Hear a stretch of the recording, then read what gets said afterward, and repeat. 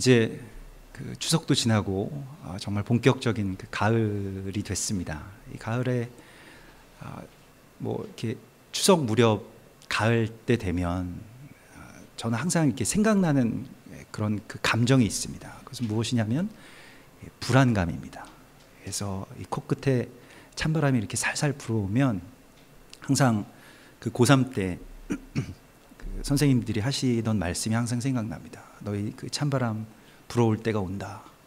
그러면 모의고사 성적 나온 걸로 대학을 지원하게 되는데 이 여름을 잘 못 넘기면 너희들 그때 되면 후회하게 된다. 고3 때도 그런 말씀을 들었고 재수할 때도 그런 말씀을 들었고 뭐 여러 번 그런 말씀을 들으면서 이제 후회할 때가 왔구나 그런 생각을 늘 가을 이 추석 무렵에 하곤 했습니다. 그리고 뭐 추석 때가 되면 이제 가족들이랑 다 모이잖아요. 그러면 괜히 뭔가 이렇게 뭐 큰 잘못을 저지른 것도 아닌데 뭔가 어른들을 보는 게 또 주변의 친지들을 보는 게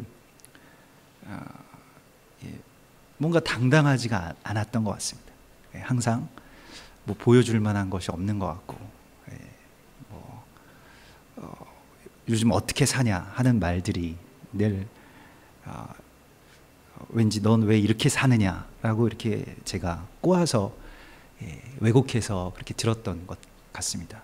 그래서 간혹 뭐 어린 시절에는 추석날 그 가족들 그런 모임 같은 데 가다가 중간에 슬며시 빠져나가기도 하고 그냥 이렇게 찬바람 맞으면서 그 거리를 이게 텅 빈 그런 거리를 걸었던 그 기억이 너무 생생합니다.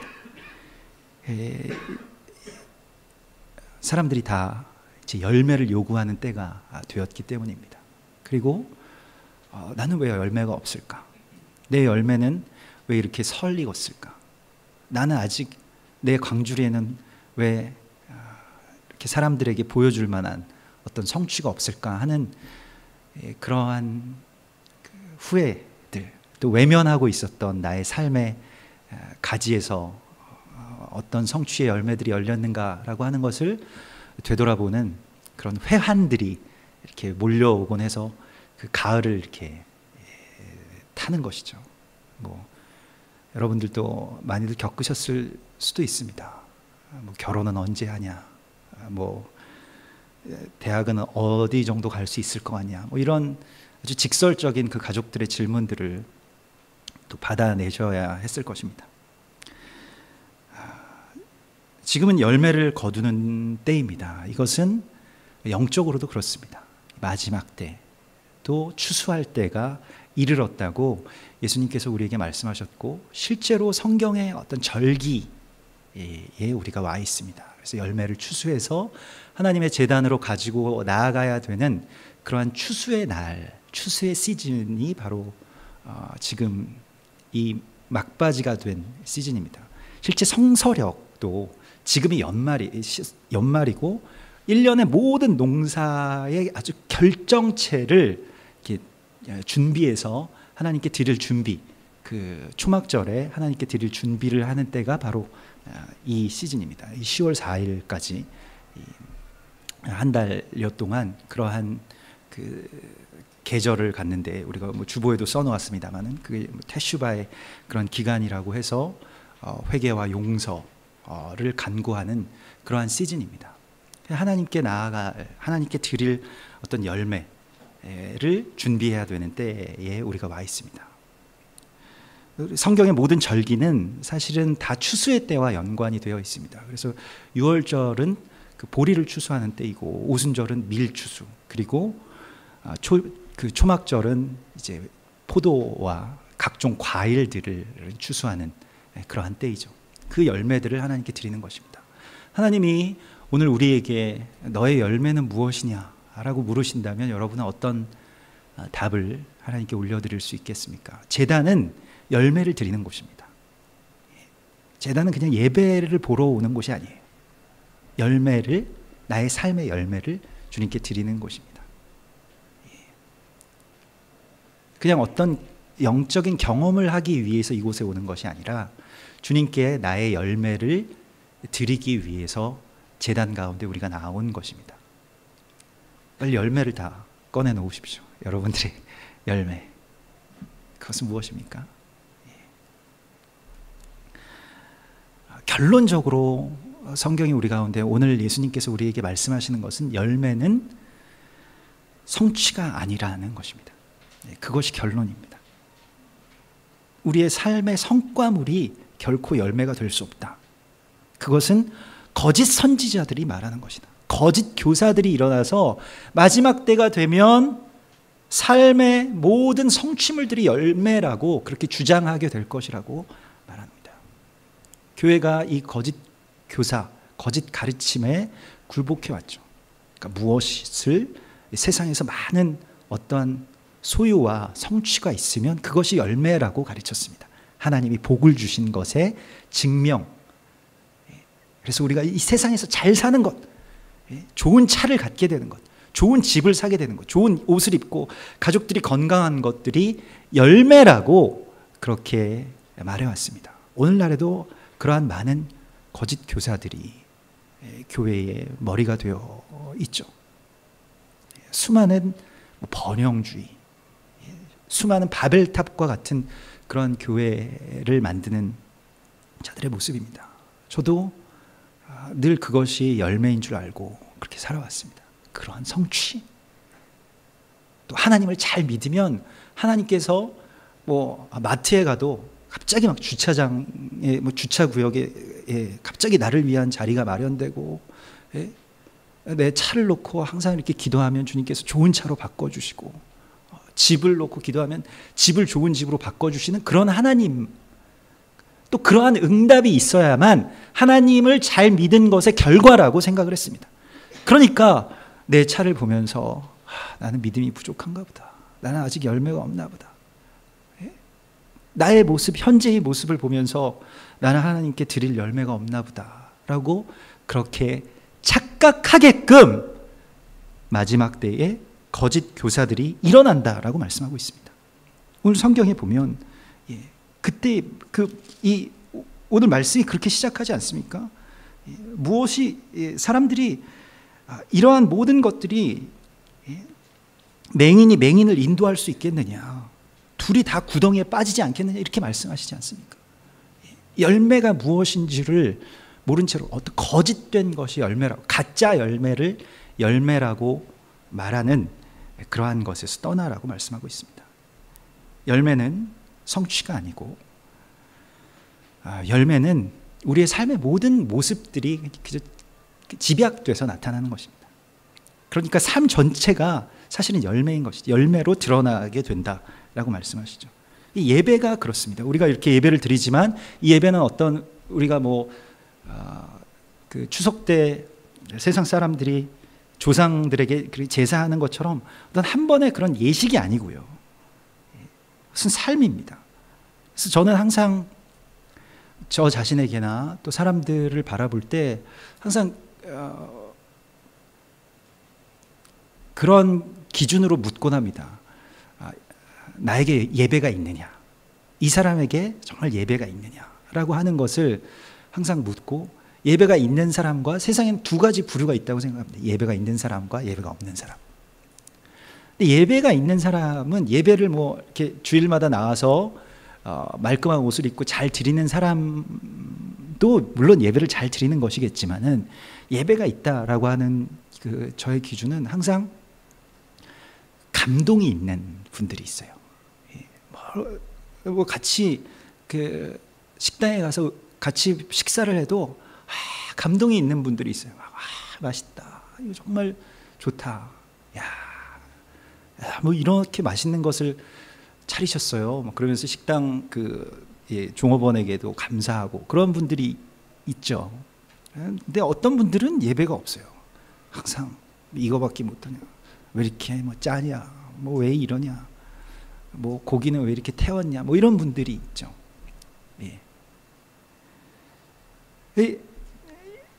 삶에 있어서 매 순간순간마다 어떤 감동이 있는 것이 사실은 예배입니다.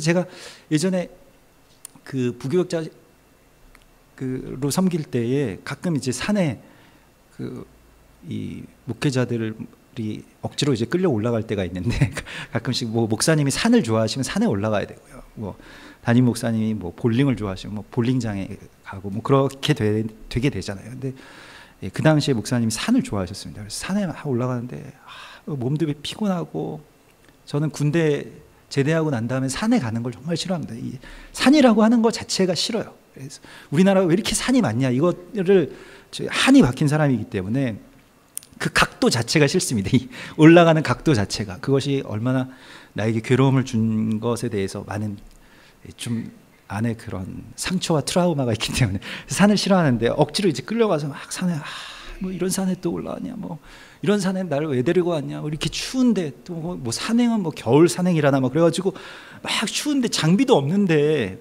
예. 목사님은 모든 장비를 다 갖추셨죠. 막 그래서 근데 추워서 막 이렇게 올라가는데 뒤에 어떤 한 목사님이 주님 감사합니다. 주님 이렇게 아름다운 산을 만드셨군요 하면서, 저는 막 땅만 보고 막 언제 올라가, 언제 끝나나 막 이런 생각을 하고 올라가는데, 뒤에서 갑자기 그런 이 찬사가, 하나님께 대한 예배가 정말 그 산의 산 공기의 어떤 정막을 깨고 저에게 들려왔습니다. 그리고 저도 문득 눈을 들어서 산을, 이 눈이 쌓인 그 산 봉우리를 봤는데요, 너무 아름다운 거예요. 그 설경이 너무너무 정말 마음 가운데 여기에 예배가 있구나, 하나님이 나를 이곳으로 인도해 주셨구나, 그래서 할렐루야 라고 하는 감사가 나왔습니다. 그리고 이게 예배지, 이게 감사고 이게 찬양이지. 그래서 나에게 감사가 없었던 것에 대해서 회개하고, 또 그곳에서 다시 감사를 이렇게 찾았죠. 은혜의 고백이 예배입니다. 근데 은혜의 고백은 여기서만 하는 게 아니라 삶의 모든 자리에서 하는 것이죠. 그것이 열매입니다. 그래서 입술의 열매라고 말씀하잖아요. 히브리서에서는 입술의 열매를 우리 주께 드리자라고 히브리서 13장에서 말씀하시잖아요. 항상 찬송의 제사를 하나님께. 그런데 찬송의 제사가 찬송할 때만이 아니라 항상 찬송의 제사를 하나님께 드리자. 매 예배의 순간 가운데서 늘 넘어져가지고 여기에 오시면 여기에서도 예배할 수가 없습니다. 주님께서 어떻게 말씀하셨습니까? 항상 찬송의 제사를 하나님께 드리자라고 말씀하십니다. 이 말씀을 기억하셔야 됩니다. 항상이라고 하는, 어느 시간에 어느 상황에서나 하나님께 찬송의 열매를 드려야 합니다. 제가 언젠가 교회에서 집까지 가는데 뭐 버스가 끊기고 차가 없어서 택시를 한번 탄 적이 있습니다. 밤에 어떤 그 기사분이 나오셨는데, 저는 길을 뭐 우리 집이니까 너무 뻔히 알잖아요. 근데 밤인데도 빠른 길만 돌아가는 것 같아요. 그리고 운전을 얼마나 험하게 하시는지, 운전을 어떻게 배우셨는지 잘 모르겠습니다만은, 아무튼 계속 안에서 차가 쿨럭쿨럭 하는데, 뭐 브레이크를 잡고 막 쿨럭쿨럭 하는데, 그러는 와중에 저에게 계속 말을 시키시는 거예요. 저는 이렇게 처음 본 낯선 사람이 이 낯가림이 있어가지고 처음 본 사람이랑 말을 잘 못하는데, 그 아파트에 사시냐고, 그 아파트는 뭐 어떠냐, 뭐 아이들은 어떠냐, 계속 물어보시는 거예요. 저는 막 속으로 막 굉장히 분노가 치밀었습니다. 빠른 길만 돌아가죠. 운전은. 그래서 제가 이 말이 입 끝에 거의 걸렸어요. 뭐냐면, 그런 식으로 운전하시면서 택시를 하십니까? 이게 업인데. 그런데 마음을 고쳐 먹었습니다. 그래서 항상 찬송의 열매를 하나님께 드리라 라고 해서 예배로 드리기로 이렇게 작정하고, 참 기사님 정말 친절하시네요. 이 밤에 그렇게 자상하게 저에게 물어주시는 기사님 처음 봤다고. 정말 좋은 기사님을 이 밤에 또 제가 만나네요. 너무 감사합니다. 너무 감사합니다. 거스름 돈은 가지세요. 이렇게 말씀드리고 내렸죠. 그게 저의 작은 예배의 기로였던 것 같습니다. 늘 그런 기로를 만나죠. 불친절한 종업원들, 뭐 우리가 거절당하는 상황. 여러분들 예배의 제단은 꼭 여기만이 아니죠. 지난주에 다녀오셨던 그 시월드도 그러한 예배의 제단이었을 것입니다. 내가 여기서 언제까지 견뎌야 되느냐, 신우이가 올 때까지 내가 못 가고 여기 있어야 되느냐, 뭐 이러한 예배의 기로 가운데 섰을 것입니다. 항상 우리는 그 자리에 서게 됩니다. 그리고 거기에서 찬송의 열매가 있는가 없는가를 하나님이 보시는 것입니다. 그것이 드려질 때 바로 이 교회, 이 뭐 말하자면 제단의 예배에 열매가 있는 것이죠. 그 모든 것들이 열매입니다. 그래서 주님께서는 우리에게 열매로 나무를 안다 라고 말씀하십니다. 좋은 열매는 좋은 나무에서 나는 것이라고 말씀하십니다. 갑자기 어느 날 하나님께 단 한 번의 좋은 예배를, 좋은 열매를 드릴 수 없다는 거예요. 좋은 나무니까 좋은 열매가 하나님께 드려진다는 것입니다.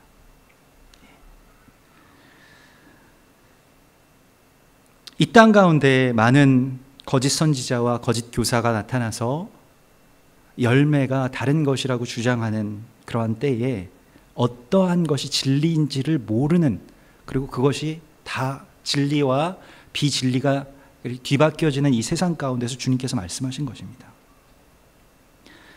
지금 이 시대에는 많은 이단과 신학의 논쟁들이 있고요. 어쩌면 정통이라고 하는 것이 이제는 정통이 아니게 된 그런 시기 가운데 우리가 살고 있습니다. 모든 것들이, 세상의 만물들이 그렇게 흘러가게 되어 있습니다. 뭐 모든 것들이 다 해체되는, 권위가 해체되고요, 정통이 해체되는 그런 시기 가운데, 그럼 뭐가 과연 진리냐, 뭐가 기준이냐라고 하는 것을 묻지 않을 수가 없습니다. 지금까지 기준이었던 것들이 무너지게 되면 그럼 뭐가 과연 기준이냐라고 하는 것을 우리가 찾아야 된다라고 주님께서 말씀하십니다. 올해 정말 많은 일들이 있었죠. WCC, 그 세계 교회 뭐 협의회나 또한 그 카톨릭의 교황의 방한 등과 같은 여러 가지 정말 영적으로 엄청난 변혁의 시기 가운데 우리가 살고 있습니다. 그러면서 뭐가 이게 진리냐? 사람들은 막 열광하고, 사람들은 이것이 맞다고 하고, 목사님들과 교단은 막 이게 진리라고 이야기하는 그것이 과연 진리냐? 그렇지 않느냐라고 하는 것에 대해서 저마다 정말 다 진리라고 말하는데 정말 우리는 너무 혼란스러운 거예요. 그리고 진리를 증명하는 방식도 요즘에는 다른 이들이 비진리임을 증명해서 내가 진리다라고 이야기하기 시작한다는 것입니다. 더 무서운 것이죠. 그래서 비방하고 정죄하고, 이것은 비진리다, 저쪽은 뭐 진리에서 떠나 있다, 저기는 이단이다, 저기는 어떻다, 계속 그러한 것으로 막 이단이다, 여기 이단이고 이단이고 여기 이단이고 여기는 뭐 빨갱이고 여기는 뭐고 뭐 이러한 것들로 다 해서 나는 그렇기 때문에 진리다라고 이야기하는, 모든 비진리를 다 알고 있으니까 나는 진리다라고 증명하는 시대에 우리가 살고 있습니다. 정말 무서운 비진리죠. 주님께서 말씀하십니다. 너희가 비판하는 그 비판으로 너희가 비판을 받을 것이다. 너희가 헤아리는 그 헤아림으로 너희가 헤아림을 받을 것이다.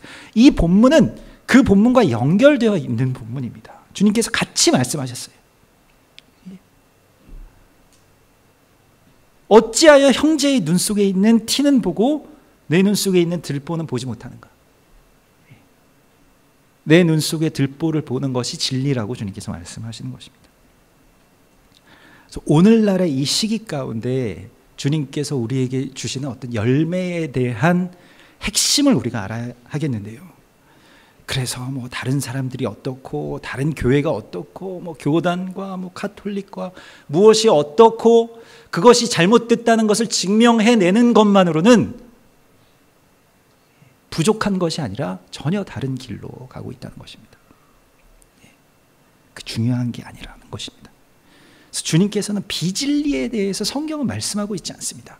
사단들이 어떻게 움직이는가, 사단이 지금 뭘 하고 있는가? 사단이 뭐 프리메이슨과 뭐 베리칩과 666이 어떠한 식으로 진행될 것인가에 대해서 성경은 전혀 이야기하고 있지 않습니다. 관심이 없으신 것이 아니라 우리의 대적인데, 대적을 우리가 알아야 우리가 싸우지 않겠나요? 우리 보통 그렇게 생각하는데 성경은 거기에 대해서 관심을 두지 말라고 말씀하십니다. 없어요, 성경에 대해서. 저도 사단에 대해서 좀 연구해 보려고 성경을 많이 찾아보았습니다만은 그냥 아주 암시적으로만 그렇게 등장할 뿐입니다. 사람들이 다 거기에 살을 덧붙이고 어떤 것이 사단이 하는 일들이다 라고 말하기를 좋아할 뿐이죠. 주님께서 이 진리로 가는 길, 이 진리의 열매 가운데로, 열매 맺는 삶 가운데로 가는 길에 대해서 아주 확신 있게 오늘 우리에게 아주 단호하게 말씀하시는 것은 이것입니다. 오늘 이 40절의 말씀을 보면 온전하게 된 자는 그 선생과 같은 자다라고 말씀하고 있습니다. 그러니까 이 온전하다라고 하는 것, 이 진리 가운데 섰다라고 하는 것, 열매가 있다라고 하는 것은 무엇일까요? 그것은 선생과 같은 제자가 될 때에만 그것을 증명할 수 있다는 것입니다. 예수 그리스도와 같은 자, 그 같은 제자가 바로 진리 가운데 선 주님의 사람이라고 주님께서 말씀하고 있습니다. 예전에 그 무협지를 보신 분들은 아시겠지만 막 그 무협지 주인공이 막 어디로 이렇게 떠돌면서 가끔 뭐 어떤 강한 적과 붙잖아요. 무협지를 잘 안 읽어보셔서 잘 모르실 수도 있겠습니다만은, 그러면 그 방랑하다가 그 강한 적과 붙게 되면 그 강한 적이 막 서로 이렇게 몇 탑을 이렇게 겨루어 보다가 강한 적이 혹시 너 무슨 무당산에 있는 무슨 파냐, 뭐 이런 질문을 딱 하는 거예요. 너의 선생님, 너의 초식을 보아하니 누구의 제자인 것 같구나. 그러면 몇 탑을 더 겨루어 보면 그 스승들의 이름이 쫙 줄줄줄줄줄 나오게 됩니다. 아, 너 누구 제자구나. 그걸 너의 스승이 누구구나 라고 하는 것을 제자가 결국에는 증명하게 되어 있다라고 무협지는 말씀하고 있습니다. 성경도 마찬가지예요. 성경에서도 어떻게 말씀하십니까? 제자에 대해서 어떤 사람이 참된 제자라고 말씀하셨습니까? 요한복음 13장에서 너희가 서로 사랑하면 세상이, 너희의 대적들이 너희가 내 제자인 줄 알게 될 것이다, 이렇게 말씀하셨어요. 제자는 스승을 닮게 되어 있습니다. 안 닮을 수가 없어요. 닮아서 온전하게 되는 것이라고 성경은 말씀하고 있습니다. 우리가 이 세상을 어떻게 대적할 수 있을까요? 이 세상의 그 악한 것들, 그 엄청난 배후의 그러한 조직들이 있다면 그 엄청난 그 조직들을 우리가 어떻게 대적하고 이길 수 있을까요? 너희가 나를 닮아서 온전하게 되면 세상은 그것을 알게 될 것이라고 말씀하고 있습니다. 그리고 너희가 나를 닮았기 때문에 세상은 너희를 미워하게 될 것이라고도 말씀하고 있습니다. 너희가 세상에 속하였으면 세상은 너희를 미워하지 아니하려니와 너희가 나에게 속하였기 때문에 세상이 너희를 미워하게 될 것이라고 말씀하고 있습니다. 교회의 핍박에 대하여서, 교회에 대한 비난과 정죄와 안티 기독교에 대하여서 성경은 그대로 말씀하고 있습니다. 예수님이 그렇게 말씀하셨고요. 그것이 사인이죠. 세상이 우리를 미워하게 되면 때가 온 것이고, 그리고 세상이 우리를 미워하게 되면 아, 내가 주님께 속하였구나 라고 하는 것을 비로소 고백할 수 있다는 것입니다. 세상이 여러분 미워하십니까? 교회가 고난이 없다면 그것은 신부의 단장을 마치지 못한 것입니다. 고난을 택하지 못하고 그저 세상과 이 하나님 사이에서 두 발을 다 담그고 적절한 평화를 유지하면서 살아가려고 하기 때문에 교회는 아직 예수님을 맞이할 준비가 되지 못한 것입니다. 그리고 중간에서 그렇게 비난과 정죄를 받지 않을 만한 어떠한 길들을 찾죠. 그런 중간의 지점들, 지금까지 이것은 그 공교회가 해왔던 그러한 일들입니다. 계속해서 타협하고 계속해서 세상과 어떻게 하면 한번 화목하게 지내볼까라고 하는 것들입니다. 그래서 많은 것들을 얻은 것처럼 보였죠. 큰 교회, 잘 되지 않을 일도 교회의 어떤 조직으로 허가를 받아내기도 하고, 세상에서 더 잘 사는 어떠한 길들을 찾아낼 수도 있는 것이 바로 교회가 지금 세상과 화목하게 지냈을 때 하던 일들입니다. 그러나 결국 교회는 세상의 미움을 받게 되고, 그리스도 예수의 제자된 자들은 세상이 이해할 수 없는 자들이 점점 되어간다라고 성경은 말씀하고 있습니다. 고난에 대해서 여러분 기다리시고 기대하십시오. 그리고 그것을 나에게 달라고 구해야만 받을 수 있습니다.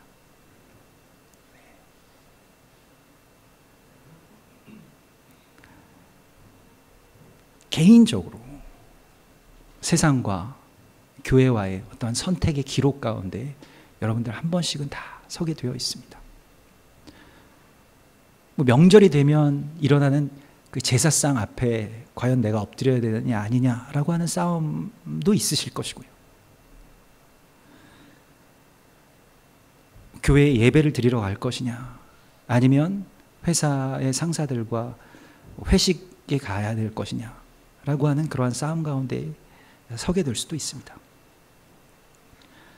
어떤 선택을 하는지, 내가 세상에 속하였음을, 또한 내가 주께 속하였음을 선포하게 되는 그러한 길을 주님께서 오늘 우리 가운데 묻고 계시는 것입니다.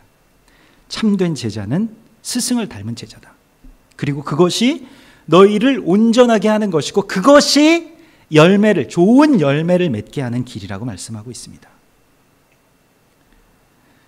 열매하면 저는 그 열매를 주님께 드린다라고 했을 때 떠오르는 성경의 아주 아름다운 장면은 민수기서 13장에 여호수아와 갈렙이 그 어깨에 포도송이를 꿰어서 돌아오는 장면입니다. 가나안 땅을 정탐하고 돌아올 때 둘만 신났죠. 나머지는 막 사색이 돼서 막 우리 다 죽게 되었다, 막 거기에 거인이 있고 성벽이 너무 높고 우리는 오합지졸이고 이런 것만 보고 있는데 두 명은 너무 신났어요. 그래서 너무 자기들만 너무 맛있지 않냐. 이게 사실 철부지들이죠.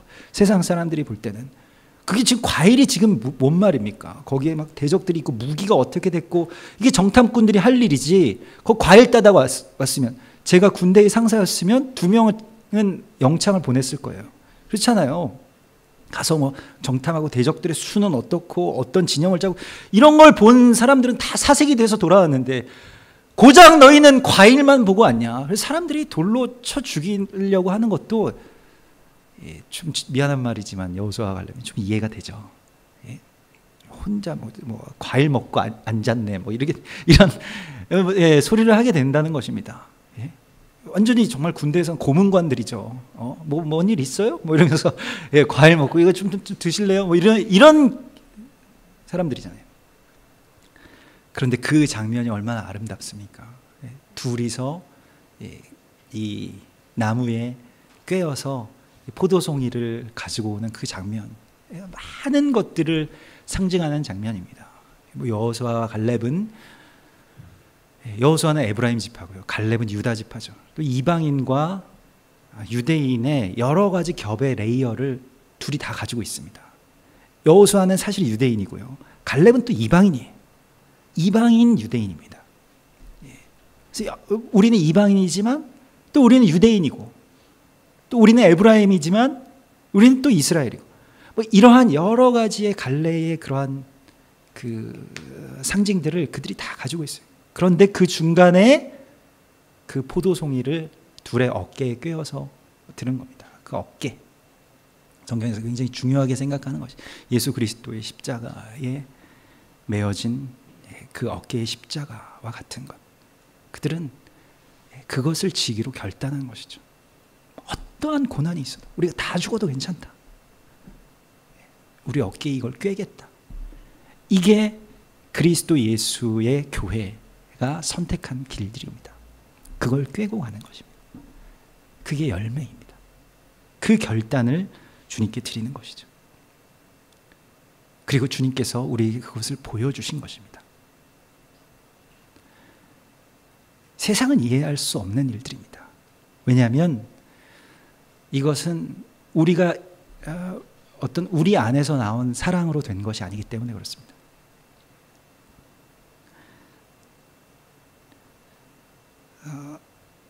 제가 살면서 또 세상 사람들이 요즘에 다들 그렇게 많이들 생각하는데 잘 이해할 수 없는 두 가지가 있는데요. 사람들이 행하는 일들 가운데 두 가지가 있는데 그것이 바로 결혼과 출산입니다. 이 결혼과 출산을 곰곰이 여러분들도 한번 냉정하게 생각해 보면 그 답이 안 나오는 일들이잖아요. 결혼을 해야 되느냐? 결혼하면 얼마나 손해보는 일들이 많습니까? 앞으로 그렇게 결혼을 해서 살아야 된다라고 하는 것에 대한 회의가 전 세계적으로 있잖아요. 결혼을 잘 안 하고 그냥 서로 감정이 좋을 때까지만 살자, 뭐 동거하면서 살자라고 하는 것이 어떤 굉장히 보편화되어 가고 있는 그런 추세이죠. 결혼은 굉장히 서로 손해보는 일이 많기 때문에, 또 재산에 있어서도 너무 손해보는 일이 많기 때문에, 뭐 서양사 영화들을 보면 굉장히 일반적이죠.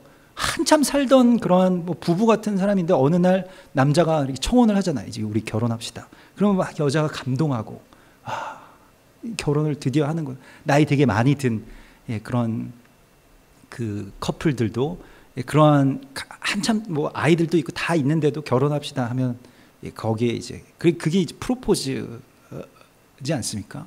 우리나라는 좀 다르잖아요. 이게 결혼하는 거가 결혼이지.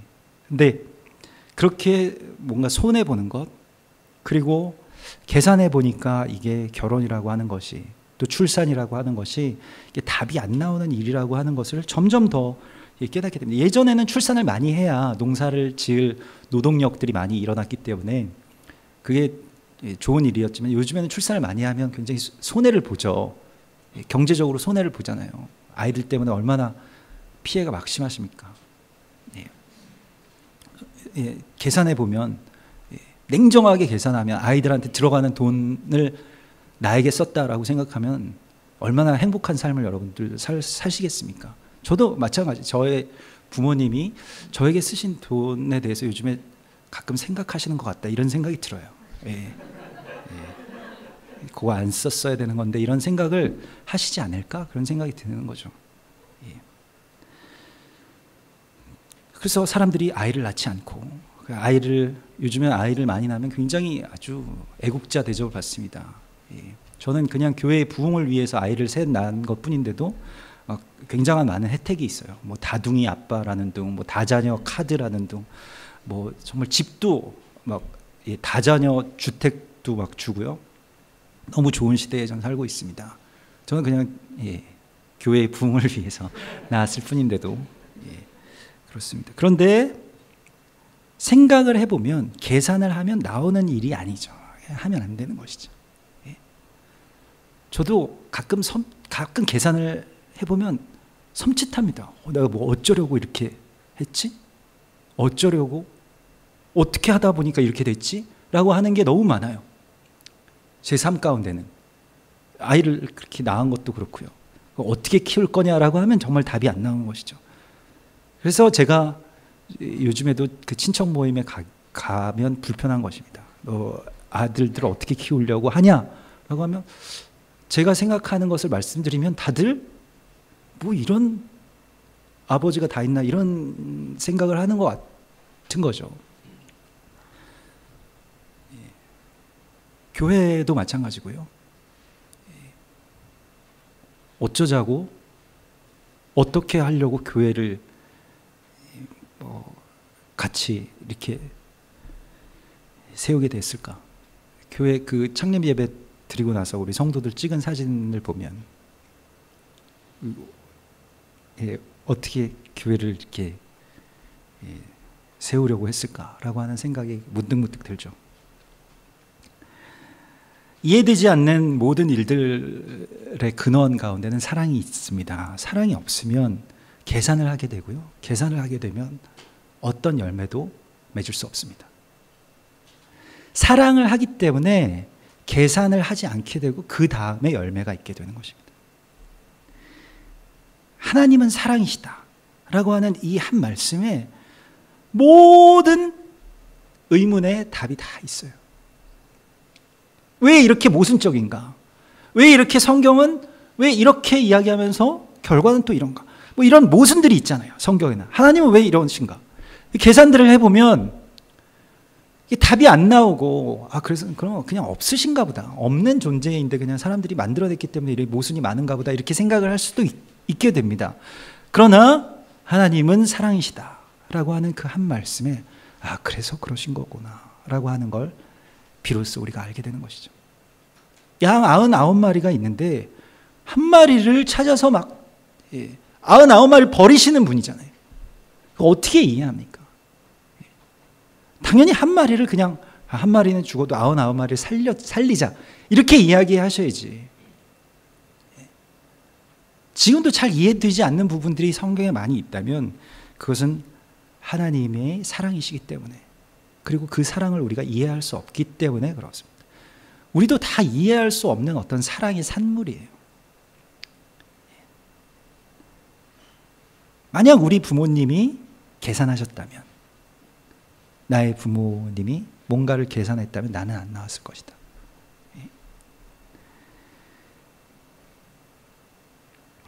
오늘 주님께서 이 열매에 대해서 말씀하실 때 가장 중점적으로 말씀하시는 것은 무엇이냐면 바로 사랑입니다. 열매는 이 사랑의 연합 가운데서만 나오는 것이라고 말씀하고 있습니다. 열매라고 하는 것은 혼자서 무엇을 열심히 해서 성취할 수 있는 것이 아니라고 말씀하십니다. 열매는 반드시 연합의 관계 안에서만 나오게 됩니다. 그게 열매입니다. 모든 만물들의 이치는 그렇습니다. 어떠한 상식과 기준을 넘어서는 사랑에서만 열매가 나오게 됩니다. 그것을 주님께서 말씀하고 있습니다. 그런데 그 열매는 그래서 삶의 성취가 아니고 우리가 하나님을 사랑할 때 하나님께서 우리 가운데 주시는 선물, 즉 하나님 당신이신 성령께서 우리 안에 오셔서 그 열매를 맺게 해주신다라고 말씀하고 있습니다. 이 열매가 바로 하나님과 나와의 사랑의 산물입니다. 그것이 성경이 말하는 열매의 의미입니다. 오늘 예수님께서 말씀하시는 것도 바로 그것입니다. 이사야서 57장에 입술의 열매를 창조하는 자 여호와가 말하노라 이렇게 말씀하십니다. 열매는 하나님께서 만드시는 것입니다. 우리의 가지에 달리지만요, 그것을 창조하시는 분은 주님이십니다. 그것이 바로 우리 안에 지금 거하시는 성령께서 맺으시는 열매입니다. 성령의 9가지 열매. 그 열매를 여러분 보십시오. 우리가 무엇을 가지고 있고 무엇을 소유하고 있어서 편안한 것이 우리의 삶의 열매가 아니고요, 우리가 이 세상 가운데서 행복한 것이 우리의 삶의 열매가 결코 아니라고 성경은 말씀하고 있습니다. 제가 최근에 갑자기 이 말씀을 보고 너무 잔혹하게 생각이 되었어요. 화 있을진저 너희 행복한 자, 화 있을진저. 그 팔복 말씀 가운데서 예수님께서 말씀하시는 것은 화 있을진저 지금 웃는 자들이요 너희가 애통하게 될 것이라고 말씀하고 있잖아요. 성령님께서 우리 안에 임하실 때에 우리 가운데 어떠한 열매가 맺혀지게 되는데 그것은 바로 애통함. 주님 앞에 나왔을 때 그 슬픔과 답답한 마음을 가지고 나올 수 있게 되는 것입니다. 주님 앞에 그것을 우리가 가지고 나올 수 있게 되었다면 그것이 열매입니다. 애통함도 열매입니다. 가령 뭐 이번에 뭐 이번 추석에 뭐 누구 가족들에게 상처를 받으신 분들이 있다면, 뭐 시어머니가 뭐 무의미하게 던진 말에 상처를 받은 며느리도 있을 수 있고, 또 아니면 자식들 때문에, 무성의한 자식들 때문에 또 상처를 받은 뭐 아버지나 어머니가 있을 수도 있을 것입니다. 그것을 그냥 나 화난다 라고 생각하고 미워하게 되면 그것은 아무것도 아니지만, 그러나 그 모든 관계 안에서 내게 주어지는 억울함, 거절감, 슬픔, 핍박감들을 그리스도 예수께서 이 세상 가운데서 받으신 그 고난과 연결하면 그 사람에게는 복이 있고 열매가 있다고 성경은 말씀하고 있습니다. 애매하게 고난을 받아도 이거 주님이 받으신 고난과 지금 내가 시어머니께 받는 고난은 이거 다른 종류인데 라고 생각하더라도 그것이 애매한 고난이죠. 애매하게 고난을 받더라도 주를 바라봄으로 참으면 그에게는 복이 있다라고 성경 말씀하고 있습니다. 모든 고난, 지금 모든 관계의 압박 속에는 그리스도 예수와 나와의 관계가 숨어 있는 거예요. 그렇기 때문에 그것을 발견해낸다면 우리가 지금 여기서 받는 고난과 그리스도 예수께서 받는 고난의 어떤 연결의 지점이 내가 그리스도 예수께로 가는 바로 그 길이라면 이것을 잡아야 되지 않겠습니까? 이것을 잡을 때 여기에 열매가 있다라고 말씀하고 있는 것입니다. 그리스도 예수께서 이런 느낌이셨겠구나. 나는 정말 수천만 분의 1 정도밖에 느끼지 못하지만 그래도 나의 어떠한 성품과 나의 믿음의 분량에 맞는 정도로 주님께서 지금 맞춰서 예수님의 마음을 보여주시는구나. 직장 상사, 이런 직장 상사를, 이런 말도 안 되는 직장 상사를 만난 직장인들도 헤로드 왕 앞에선 예수 그리스도, 본디오 빌라도 앞에선 그리스도의 느낌과 수많은 바리새인들 앞에선 예수 그리스도의 그 모습을 그 안에서 떠올린다면 그에게는 열매가 있는 것입니다.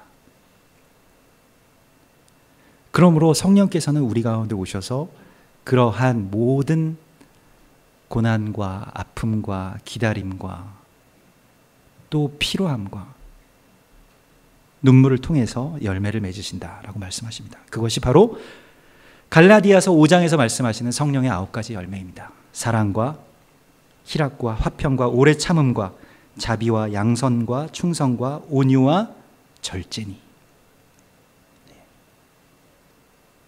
다시 한번 여러분, 이 갈라디아서 5장 22절에 이 성령의 9가지 열매를 이제 이번 한 주 동안 한번 묵상하십시오. 나에게 그 열매가 있습니다. 충성도 열매고요, 절제도 열매고요, 온유함도 열매고요, 오래 참음도 열매입니다. 성취가 아니에요. 기뻐함도 열매입니다. 사랑, 그것이야말로 열매죠. 나의 삶의 소유, 나의 삶의 성취, 나의 삶의 세상 사람들이 바라는 그 열매가 아닌 정말로 말도 안 되는 사랑을 우리 가운데 베풀어 주신 그리스도 예수의 사랑 때문에 맺혀지는 그 아름다운 열매를 이 절기의 제단 가운데 주님 앞에 이제 우리가 가지고 나올 수 있도록 우리가 용서하고, 또 우리가 화해하고, 우리가 서로를 용서하는 그 시즌입니다. 그 용서가 열매를 준비하는 것이기 때문에 그럴 거예요. 그리고 나를 용서해야 축복할 수 있는 것입니다. 그래서 또 나 자신도 내가 용서하고, 그리고 또 하나님께 그 애통함을 가지고 나아가서 회개하고, 나라를 위해서 회개하고요, 또 아직 주 앞에 나아오지 못한 자들을 위해서 회개하는 그러한 열매를 준비하는 시간이라고 주님께서 말씀하십니다. 우리가 이제 회개할 때 주를 믿는 자들만이 회개할 수 있는 것이고요, 주님의 백성들만이 주 앞에 나아가서 애통하며 애곡할 수 있는 것입니다. 우리에게 키가 있는 것이에요. 너희가 무엇이든지 땅에서 매면 하늘에서도 매일 것이요 땅에서 열면 하늘에서도 열리리라. 주님께서 이렇게 말씀하셨습니다. 지금이 그런 시기입니다. 우리가 하늘을 열어야 되는 시기이고요. 하나님의 거룩한 임재가 이 땅 가운데, 열방 가운데 회복의 역사가 일어나는 그러한 시기 가운데 중요한 것은 누구입니까? 길을 쥔 우리들입니다. 교회가 주님 앞에 이 땅을 위해서 애곡하고 기도할 때라고 말씀하십니다. 그리고 용서하고 주님 앞에 엎드릴 바로 이 시기에 주님께서 우리에게 묻고 계십니다. 좋은 나무가 좋은 열매를 맺을 수 있다. 우리가 다시 그 나무에 달리셔서 친히 열매가 되신 예수 그리스도와 같이 우리도 십자가 가운데로, 십자가 위로 올라가는 것, 십자가에 달리는 것. 그래서 다시 좋은 열매로 하나님 앞에 드려지는 그러한 주님의 사람들이 되기를 소망합니다. 우리 같이 기도하겠습니다. 주님, 우리가 주께 드릴 열매들을 준비하고 추수하고 광주리에 갖다 담는 이 시기에 이제 주님께 나의 입술에 고백을 드리기를 원합니다. 내가 저주한 말들, 또 내가 불평하고 원망했던 그런 모든 말들을 성령님 당신의 불로 소멸하여 주셔서 나의 입술의 열매가 참된 감사와 감동과 기쁨의 열매가 되게 하여 주시옵소서. 그것을 주님께 드리기를 원합니다. 나의 모든 생각들과 판단들이 이제 다 죽어지고 십자가에 다 못 박혀지고 오직 감사와 찬송의 열매들이 주의 제단 가운데로 드려지는 그러한 참된 찬미의 제사를 드릴 수 있도록 인도하여 주시옵소서. 주여, 이 마지막 때에 많은 혼란들이 있고 그리고 많은 정죄가 있습니다. 많은 비난과 판단과 분석과 정죄 속에서 우리가 그리스도 예수의 온전한 제자임을 드러낼 수 있도록 우리가 사랑의 사람이 되게 하여 주시옵소서. 모든 계산과 상식을 넘어서는 사랑의 사람들이 되게 하여 주시옵소서. 모든 것을 다 쏟아붓고도 더 드리기를 원하는 참된 사랑의 신부들이 되게 하여 주시옵소서. 주님을 경배하며 거룩하신 예수 그리스도의 이름으로 기도드립니다. 아멘. 우리 주께서 주신 동산에 이 찬양 드리시면서 준비해 오신 예물을 하나님께 드리겠습니다.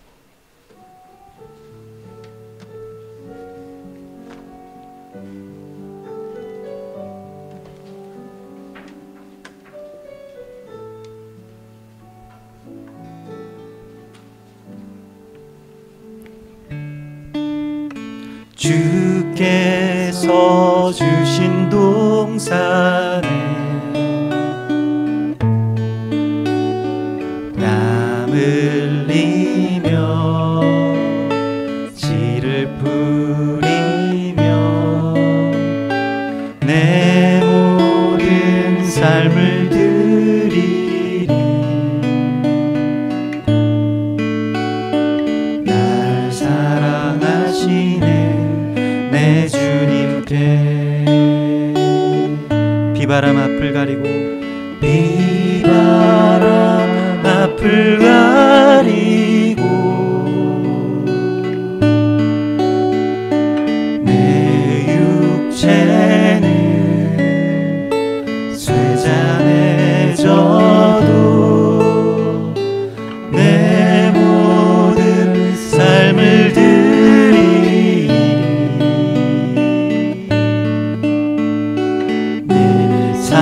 사모하는 내 주님께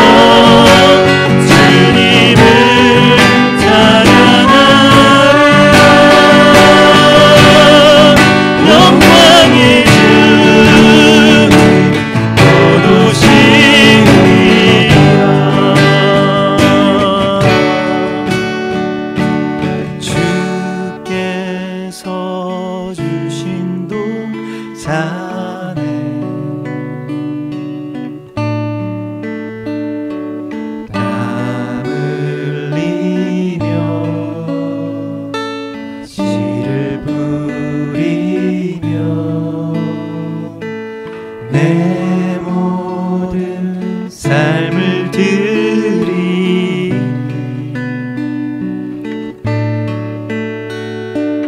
날 사랑하시는 내 주님께 내 사모하는 내 주님께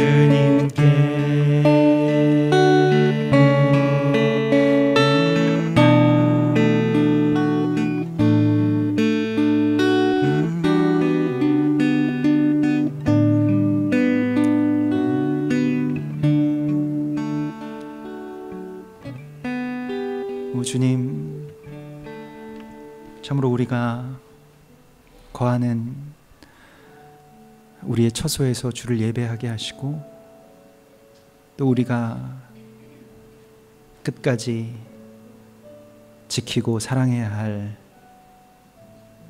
땅끝을 품게 하여 주시옵소서. 주님, 우리의 삶의 모든 열매, 십자가에 달리신 예수 그리스도와 같은 그 열매가 나의 삶 가운데도 있게 하여 주시고 교회도 그러한 열매를 이제 주님께 다시 드릴 수 있게 하여 주시옵소서. 고난과 또 핍박의 시간 가운데 오직 주님께 드릴 거룩한 열매가 되게 하시고 우리가 사도들과 선지자들 또 순교자들과 앞서 많은 눈물과 피땀을 교회의 맨 바닥에 뿌린, 열방의 맨 바닥에 뿌린 주님의 사람들의 열매이오니 이제 우리도 그러한 열매가 되어 주의 날에 주께 드려지게 하여 주시옵소서. 이제 우리도 그러한 열매가 되어 다시 주의 제단 가운데 완전하게 드려진 산 제물들이 되게 하여 주시옵소서. 주를 사랑하는 거룩한 제자들 되게 하시고 주님을 사랑함으로 그 모든 것들을 이겨내는 참된 주의 신부들 되게 하여 주시옵소서. 이 제단 가운데 우리의 고백과 삶의 모든 것들을 주님께 이 예물로 드리오니 주여 받아주시고 우리를 참으로 주님의 제단에 바쳐진 아름답고 거룩한 산 제물로 받아 주시옵소서.